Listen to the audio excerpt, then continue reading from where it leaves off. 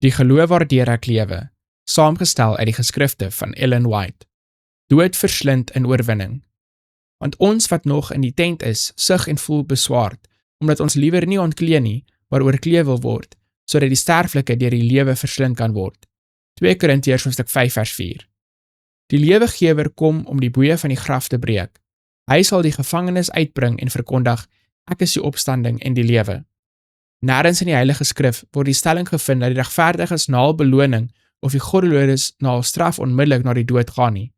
Die patriarge en profete het geen sodanige versekering gelaat nie. Christus en sy apostels het geen aanduiding daarvan gegee nie. Die Bybel leer duidelik dat die dooies nie dadelik hemel toe gaan nie. Hulle word uitgebeeld as slapend tot die opstanding. Op die dag self wanneer die silwerkoord losgemaak en die goue bak gebreek word, vergaan die mens se gedagtes. Die wat na die graf neerdal, is in stilte.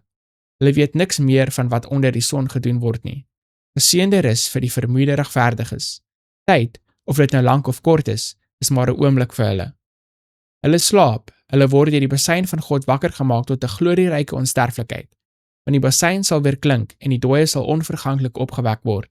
En wanneer hierdie sterflike met onsterflikheid beklee is, dan sal die woord wat geskrywe is vervul word, die dood is verslind in die oorwinning.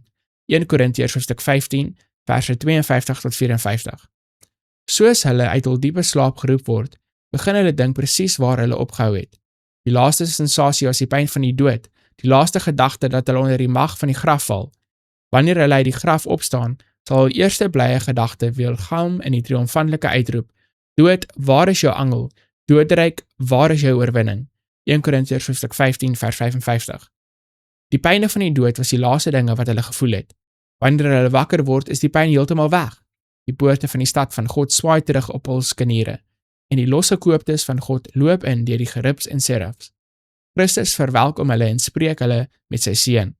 Mooi so, goeie en getroue diensknegt, gaan in die vreugde van jou Heer. Matteus hoofstuk 25 vers 21.